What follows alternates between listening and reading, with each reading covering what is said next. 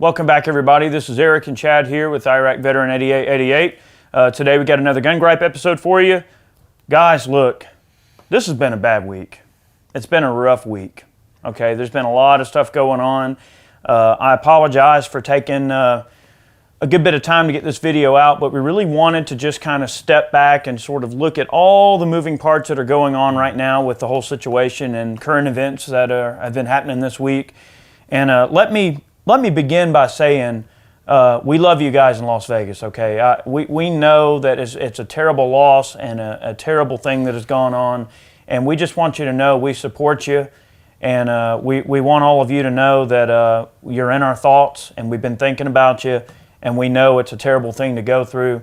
And we also want to really take a moment to commend all the law enforcement and first responders and all the folks that really just made that day slightly brighter. I mean, I know it's a very dark day, but you know, a lot of folks really risked their lives to help all of those people in need. Okay, and those people deserve to be commended for their sacrifices and their bravery. And guys, not all people that are heroes wear uniforms. I mean, sometimes a uniform can be a smock that a nurse is wearing inside of a hospital and working long hours and trying to help people out.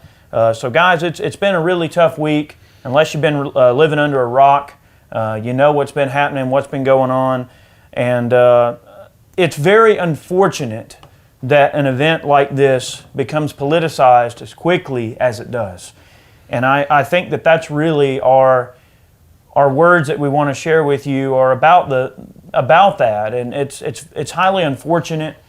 And because of who we are in this industry and who people like us are looked at, the way that we're looked at, you know, we're always expected to come out with some statement, or we're always looked to as having the answers for this sort of thing. And it can be a very difficult place to be in.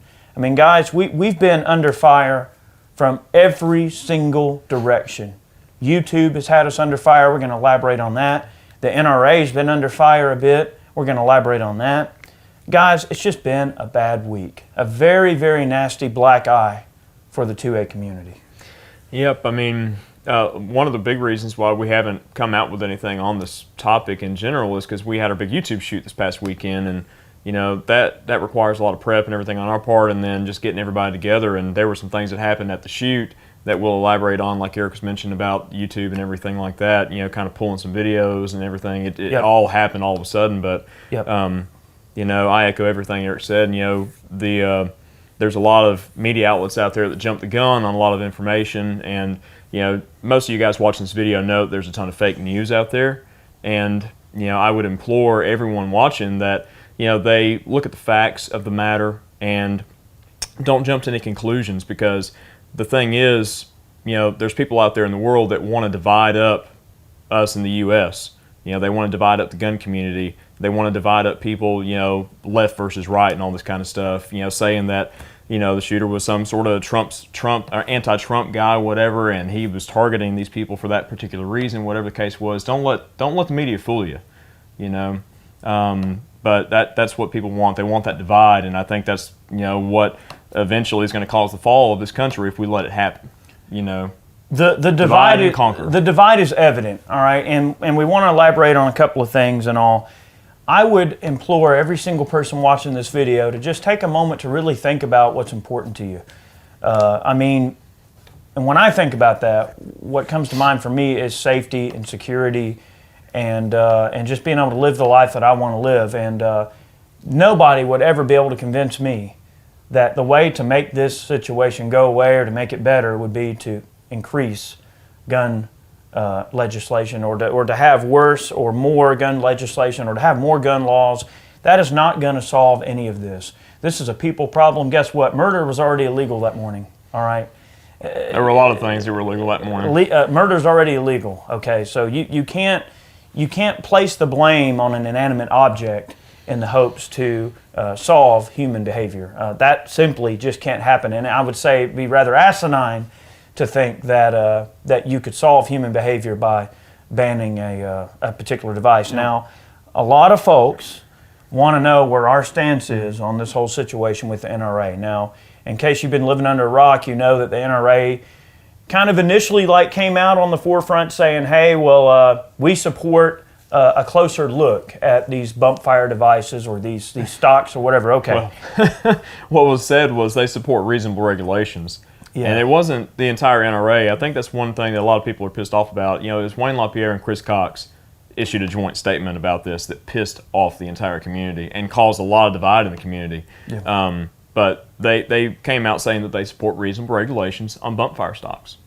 I think that and it pissed a lot of people off. I was pissed off for sure because to me, if the NRA poises himself in such a position to blame the tool instead of the individual, then that's just opening a big can of worms.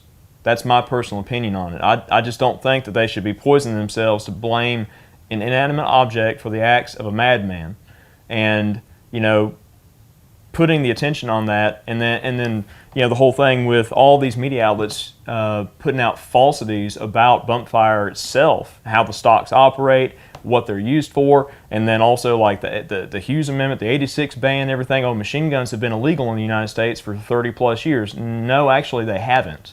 They've been regulated heavily since '86. They're not illegal, and that's a big common misconception. There's a lot of misinformation floating around out there, and when, if I might mention it now, when YouTube pulls down relevant videos regarding bump fire stocks, and then only information out there is from these leftist media outlets and whatnot, even conservative media outlets who are getting the information wrong, that's what people have to learn about these stocks from. Yeah, that's a problem. Big problem. Yeah.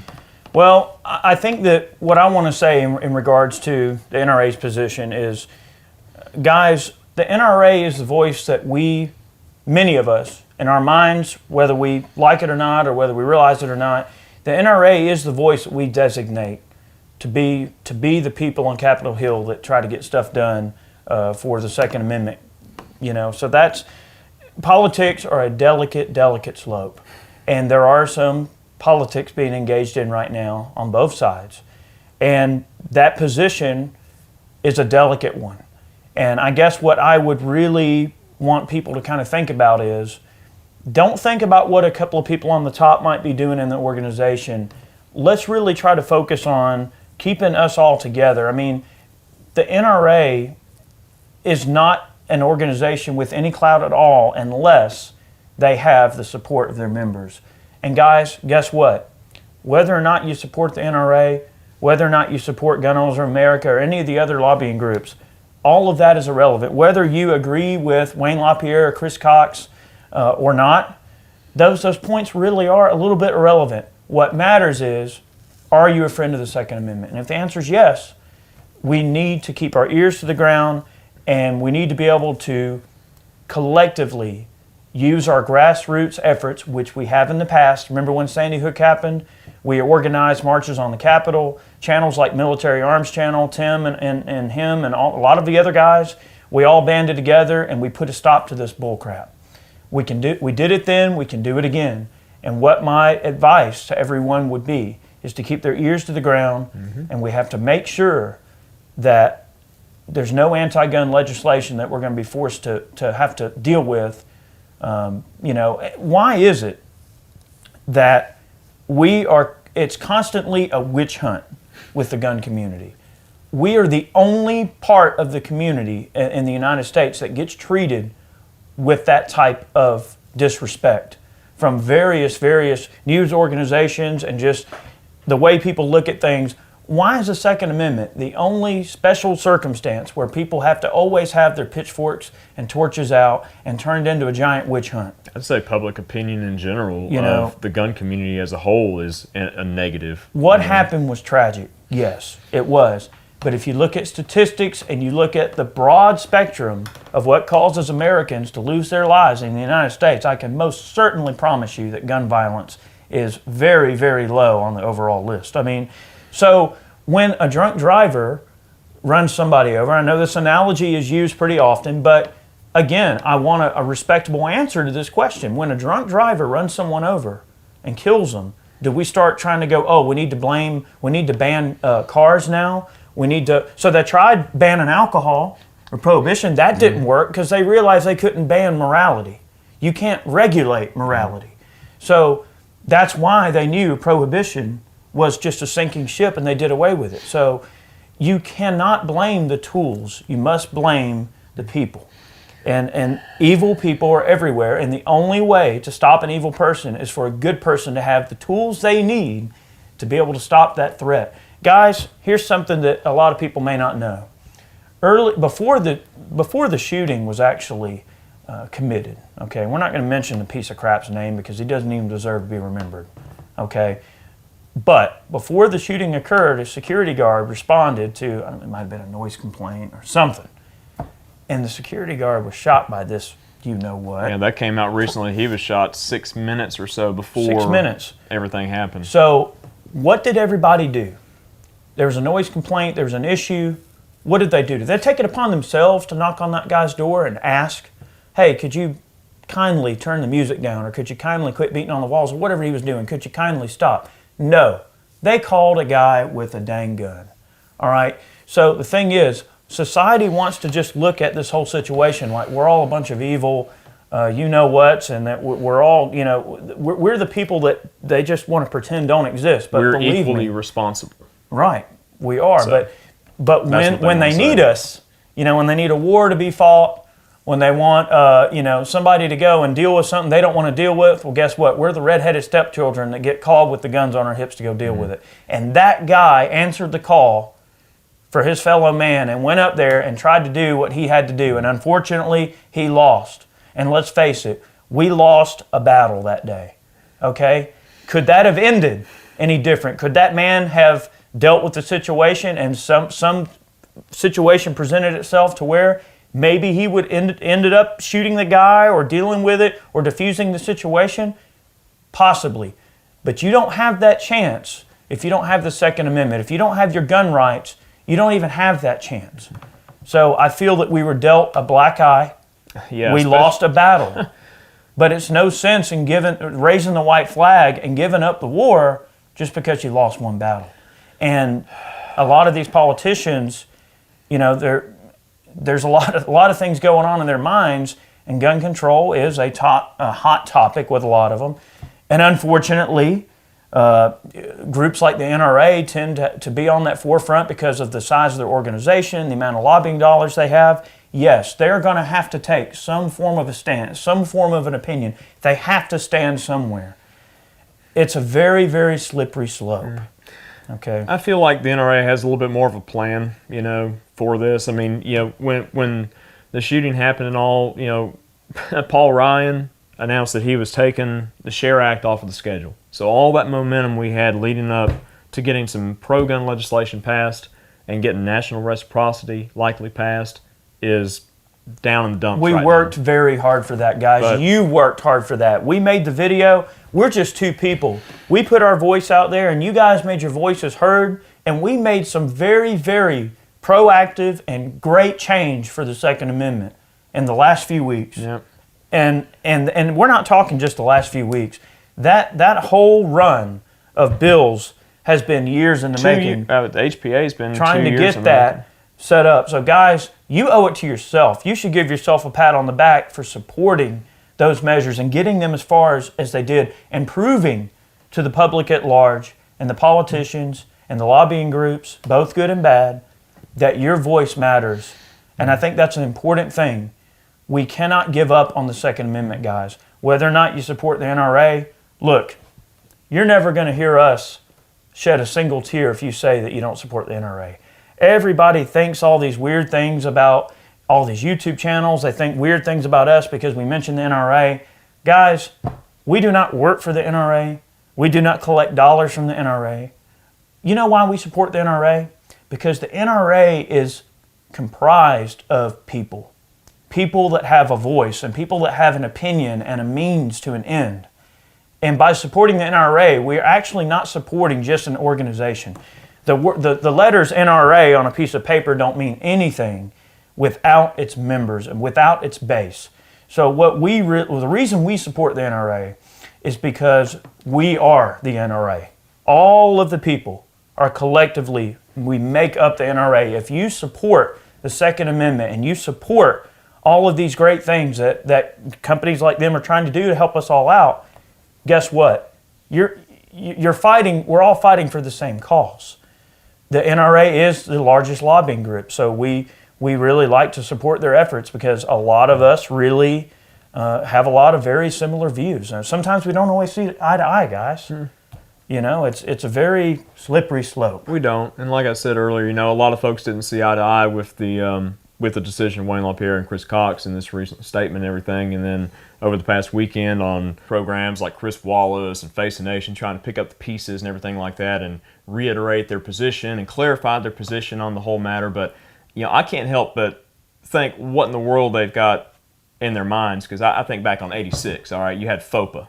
All right, the Firearms Owners Protection Act. And this is on a lot of people's minds. Sure. And I was only 3 years old, when that happened. I had no idea until later in life when I became a gun owner and started, learning things about NFA and all that kind of stuff and how machine guns were regulated back in 86. But, the Hughes Amendment, which made it illegal to manufacture new machine guns for civilians after that date in 1986.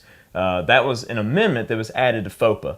And that was just something that was pushed through, and it was kind of, hey, well, the NRA told us we need to give machine guns up so we can get FOPA passed. And that pissed a lot of people off, and I can't help but feel like, there's such a small percentage of people that really, really care about bump stocks. There's a small percentage of people that even knew what a bump stock was before all this stuff happened.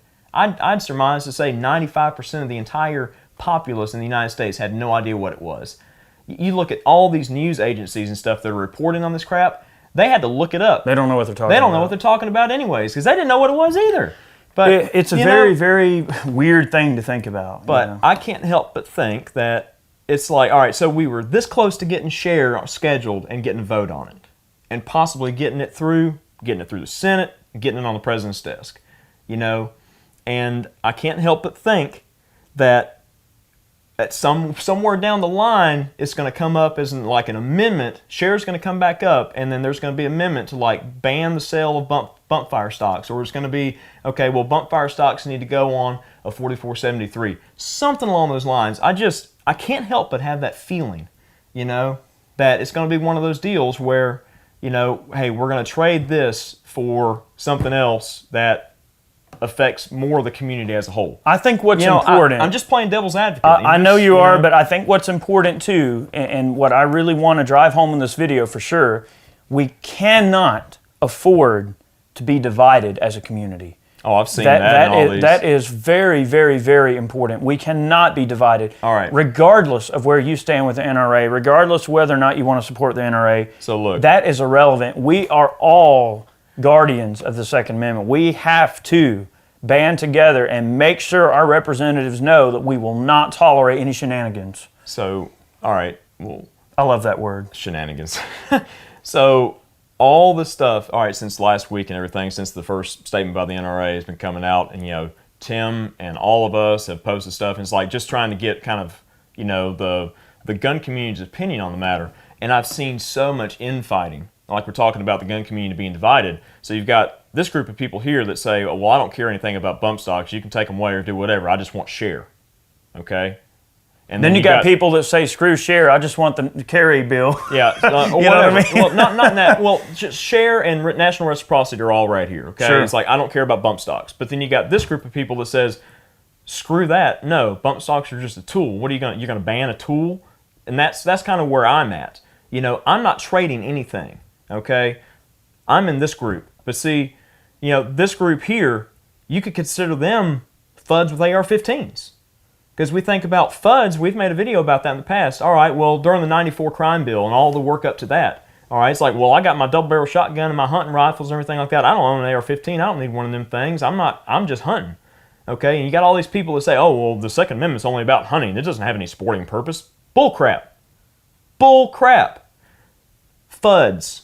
FUDs with with AR-15s that don't like bump fire stocks and don't care about them. They just want this. That's the FUD mentality, and that's one thing you have to be careful, guys. We don't need that.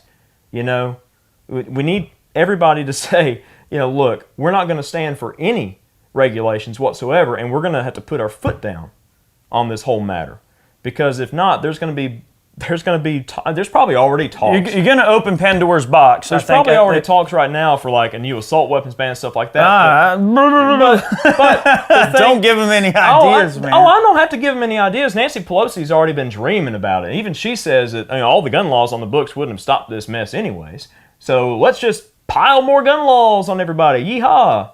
But you know good and well there's talk like that. But the thing is, I think they're throwing wet spaghetti at the wall and just seeing what'll stick. Any politician that supports any of this crap will be committing political suicide, and they know it.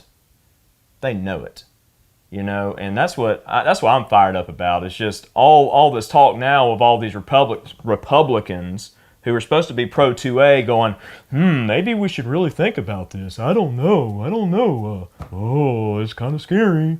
I didn't know what a bump stock was. Again, we don't need anything to make these guns fully automatic. We don't need division. We don't need division, though, because that divide and conquer, that whole idea of divide and conquer is exactly what they want. We cannot be divided on this issue. Don't be a FUD. We have to be together on this, guys, and we need support from everybody, regardless of what your stance is on the NRA or any of that. We have to make sure we are contacting all of our elected representatives and making our voices heard. That is the most important thing right now, is we need everybody to make sure their elected representatives know where they stand. Make sure they know who they work for. If you don't become the squeak in the wheel, you don't get the grease. We want to be slather with grease here, like we mentioned before. Like, we want to be the squeakiest wheel ever. That sounds fun. Well, maybe, but lay out that top there. This is a really, really, important time for the members, not only the NRA or Gun Owners of America or any of the lobbying groups, or if you're just a person who just loves the Second Amendment, and let's just say you don't associate with any lobbying group at all, fine. You're still with us, whether you like it or not. We're all in this boat together. And we need holes to plug. We need fingers to plug holes, because the ship is sinking. Look, I think something else to be made clear in this video. There's a lot of fingers out there. I'm not boycotting the NRA. I'm pissed at the NRA right now. Yeah, sure, but I'm not boycotting the NRA. I still am a life member. I'm still going to support the organization because they are the largest lobbying arm in the gun community. And it would be really dumb for everybody just to hang up their memberships right now and block their number and rip up every piece of mail that comes to them. You'd be giving the other side exactly what they want if you do that. We cannot afford for that to happen. They want a weakened lobbying group for the 2A community, so they can actually just push things on through. If you've never listened to another thing that he and I have said ever, hear this and do this. Do not allow yourself to be fooled. Yep. Do not separate yourself from the 2A community.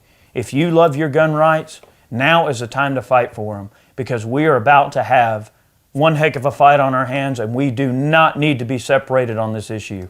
We have to have everybody on our side. We have to stay together on this, because all it's going to take is it's eroding, a chipping away. They just knock little bits off as they go. And then all of a sudden, one day, all of the hunters who were like, oh, well, I don't need an AR-15 to hunt. Okay, fine. You have a right to not have to, you don't have to own an AR if you don't want to. But then they're going to start coming after your shotguns and your bolt-action rifles. They want them all, guys. Do not be fooled at all. Make no mistake. Look, they will accept nothing less than the total surrender of your life. You look at all... And I say your life because it means your life. You look at all these anti-gun politicians and whatnot, like the Schumers and the Pelosi's, and the Bloombergs and the George Soros, Feinstein. all these, not just politicians, but billionaires that support the anti-gun agenda in this country. You look at all these people and their ultimate goal, whether or not they want to come out and say it publicly, but it's been discussed in private, their ultimate goal is complete gun confiscation in the U.S., because they think without any guns, in the hands of civilians who, they can't help themselves. They're just prone to violence, and they're going to hurt themselves if they have these weapons at their disposal. They want them all. I agree. I mean, believe you me. And two, I'm not going to discuss facts and things like that in this video, because we've talked about statistics and all that over the course of several other videos. But I will give you a very good reference. If you've never heard of him, a man by the name of Ben Shapiro. He has a show on this little YouTube page called The Daily Wire. Okay, he lays out all the facts about gun violence in the U.S. and across the world, and it's very much worth a listen. Okay, episode 394 is the most recent one where he talked about this, and he also laid out a bunch of things about Jimmy Kimmel's comments on his show, which was complete bullcrap. You know, it was an emotional tirade. You know, and it was just an emotional tirade about this whole thing with no factual backing whatsoever. But the thing is, all of his people, you know, just fall right into it. It's all based on emotions. Nothing's based on facts. So here's the next thing we have to dive into. And all right, so we're going from the Second Amendment. Now we're going to the First Amendment. All right, so now what? It's not just about the Second Amendment. Now we're going to talk about the First Amendment. Wait a minute. Speaking of Jimmy Kimmel, it's odd that you speak of him. All right, so and guys, we understand that this entire video has been a very, very odd, an odd thing to talk about, and I know it's tough for a lot of people, and I know that it's a very slippery slope in terms of people's opinions. I know emotions are high, and believe me, we feel for everybody that's affected by this, and we don't want to make it seem like we don't care, because we do. You know, so recently, and we found out that YouTube actually like gave us an account strike for some of these like bump stock videos. One video. It was the bump fire installation video, and this is what happened over the weekend. From forever ago. This video was like 4 years ago. And it didn't even have a lot of views. It was from forever ago. But we were at the shoot, and then all of a sudden, like, we get a strike, and then 22 Plinkster gets a strike, and then Tim at Military Arms Channel gets a strike, and then Don at Suits 00 gets a strike. Everybody's like, so basically, everybody that had some form of a video on these stocks got an account strike from YouTube. Not just bump fire. Hang on. There's more to it. There's more to it. So to be fair, you look at guys like Jimmy Kimmel, who are untouchable. So he can go on a big tirade about the shooting in Vegas. Now this video, I promise you, will either get pulled or it'll be demonetized. And we'll be lucky if we don't get an account strike just for simply talking about it. But yet Jimmy Kimmel's untouchable, and he can get away with it. And he's serving 100% ad fill rate and all this mess.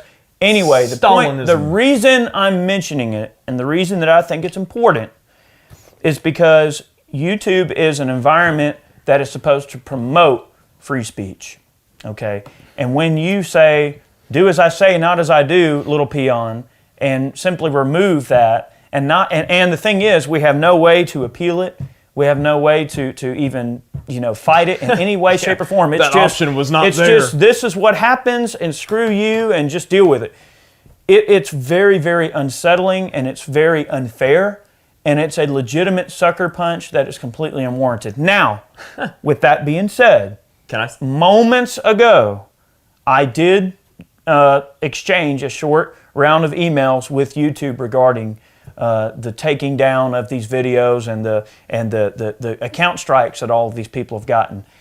And without saying exactly what they said, more or less, to paraphrase, they're like, yeah, we can see where that would be a little bit unwarranted to just slap you in the face and not even give you an ability to do anything. So I am going to say that YouTube is trying to do what they can to remedy the situation and try to meet us in the middle. There is an olive branch in there somewhere. There is a minor little olive branch. It may be small, but it's there. The thing that ticked me off so much about it is we were in the truck about to go to dinner over the weekend after the shoot and everything, and Don was sitting beside me, and he was showing me his email. Such, sorry.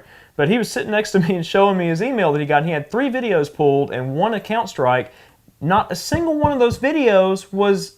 Yeah, one of them was about a bump fire. One of them was an ATI, like Boyd stock or something. One was like Boyd's wood stock install or like inletting or whatever. It didn't have a thing to do with bump fire, bump stocks, nothing. It just happened to have stock in the title. Right. Heck, I'd be surprised if our stock refinishing video doesn't get pulled or some crap. Look, here's the thing. Like, good grief. Guys, YouTube is acknowledged, at least in a very, very soft and moderate way, they have acknowledged that was probably a little bit of an extreme thing to do. Who pushed the button on the back end, though? That's what I want to know. Who's got the elitist and Stalinist mentality to say, okay, well, we got to pull all this stuff down right now because we don't want any good information I can understand them not wanting to be associated with it, and they have the right to not be associated with it if they want to. However, it is certainly very, very unprofessional and troubling to have, just because you're trying to you do what you feel is the right thing, you're not doing anything bad, and yet your voice is silenced because they don't agree with you or it doesn't fit their agenda. Is this the U.S. or North Korea? I forgot. I don't know. But the thing is, guys, it's been a rough week, and I'm just going to reiterate that. It's been a rough week. We had a wonderful time at the shoot. We got to talk to a bunch of amazing content creators, a bunch of great companies that showed up to support us in that event. We had a great time, but it was stained by this stuff that happened. Not only that, but just everything from dealing with YouTube to dealing with the NRA and what they've got going on. I mean, guys, all we want is for everybody to just get along. Let's try to come up with a way for us to move forward and learn from it, and we cannot blame the tool. I think these people that are coming out of the woodwork wanting to blame a tool for a person's actions is just childish. And that's what happens every time. Downright childish. What are you going to learn by just trying to hide that? Yeah. I mean, guys, all right. I mean, it's just crazy. All right, so after Sandy Hook, that was the last really big thing where the big assault weapons ban push. All right, they're trying to blame the tool. All right, what was the tool? The tool was an AR-15, correct? All right, so what's the tool in this one? All right, they're blaming bump fire stocks. All right, so what if they get something on bump fire stocks? Then what's the next step? AR-15s, right? Easy. Very, very simple to understand the motive here. Okay? It is. And, all right, I think by this point, like I said, I was pissed at the NRA, and I still am a little bit ticked off at their PR on this. It was very poor on their part. But the thing is, I've said my piece. I've sent my email. I've called. And I think as a community, we've gotten a lot of people on the NRA's ass about this. And they know that a lot of people in the community are pissed off. But, all right, get over it. It's time to get over it, and it's time to band together and get the same momentum that we had going up to getting the SHARE Act, HPA, national reciprocity, and all that through, and show them who's boss. That's what I think the big gist of this video is. We're going to show these people who's boss and who's still in control here. Right. And guys, another thing to consider too, to mirror what Chad said, I'll just add this. I mean, the NRA is nothing without its members. Okay? If we turn our back on the NRA now, it sends a very, very bad message to our opposition. We have to remain strong in this. Guys, nobody's perfect, okay? But when you ask an organization to fight your fight for you, and they fight that fight, and they slip up and they might make a decision you're not happy with, guess what? It happens, guys. Look at all the good that they've done. They really have done a lot of good things. I mean, look at their intentions with the SHARE Act, with the carry bill. I mean, a lot of things that they've tried to do a lot of good. So don't always judge just by one little action. Always try to consider the total package. Before everybody goes throwing Wayne LaPierre under the bus, guys, Wayne's been at this for how long? Over 30 years now? 35, 36 years. Give the man a dang break, people. It's a very, very slippery slope.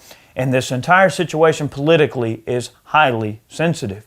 Emotions are still running high right now. Many of our elected officials, guys, they're human beings just like the rest of us. They put on their pants just like me and you do. They have children. They have, wives. They have parents. They have families. These things hit close to home for a lot of people, and the knee-jerk reaction is to act based on emotion.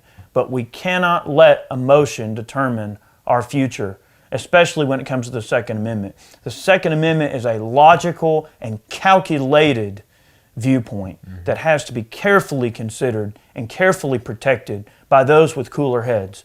Guys, have a cooler head. Say your piece, deal with it, help the people in need, be a ambassador to the Second Amendment. Promote the positive parts of the Second Amendment. I mean, guys, look at things that we're accomplishing. Okay, like our buddy Remington Little, for instance. All right, here's a really good example.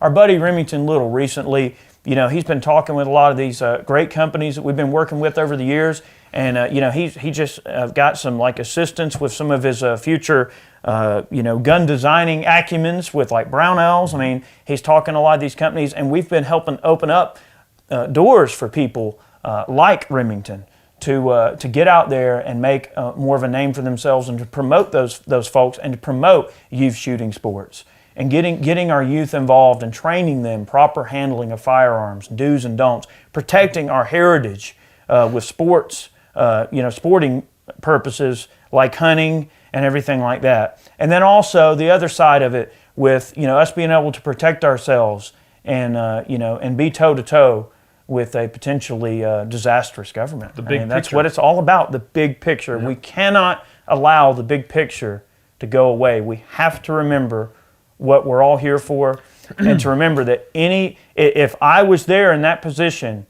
I would gladly give my life if I had to protect any of those people. Just like a lot of folks selflessly did everything in their power to remedy that situation and to do the best they could. Guys, sometimes evil just rears its ugly head and just does bad things. But the only way to stop that evil is for us to all be on the level playing field. And if we start giving up our rights, and if we start handing stuff over and just making a knee-jerk reaction, you're only going to make the situation worse. Guys, we have to stay together on this issue. No matter how you feel, guys, the Second Amendment is the pulse in which we all have to have our fingers on her pulse and make sure she's staying alive. And the NRA is not going to do it. The gun owners of America are not going to do it. It's you and I. It's the grassroots level stuff that is going to get this done.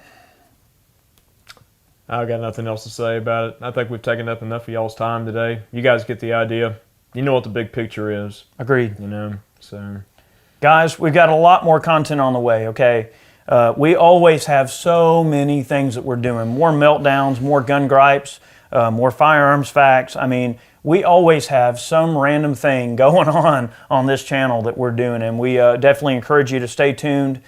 We have our trail camera shootout on the way that's going to be coming down the pipeline. Oh, yes. Expect that. That's going to be a ton of editing on your part. Shut up. Like 1 million photos. I'm not let you do that. 1.5 million photos. Bye. It's going to be a lot of photos. But anyway, it's going to be cool, and we've already gotten some pretty exciting shots of some pretty nice-looking deer. Mm-hmm. So we expect that coming down the pipeline soon. Also, opening day of muzzleloader season is nigh upon us. And we are going to go out and hopefully film a deer hunt with the new Maxim 50 from Silencer Co. So opening day of muzzleloader season. Opening day of the season, we will be out there with the Maxim 50, and hopefully we're going to do the room temperature challenge with an unfortunate deer. So we'll see how that goes, but stay tuned for that. Slab of venison. That's right, a nice slab of deer meat. Yum. Guys, thank you so much for watching today's video. I know that this subject is sensitive for a lot of us. I know it's something that we don't like to talk about. We have gotten numerous requests from all of you to hear our stance on this, and I hope that you feel that we looked at this in a logical and straightforward manner. We're trying to see all sides of this situation. We hope that you understand where we're coming from. Guys, remember, the Second Amendment is only alive because we give it life. We define the Second Amendment in our everyday life. And guys, one person's actions does not define who we are as gun owners. And do not allow all of these yahoos out here to define you falsely because of what you believe.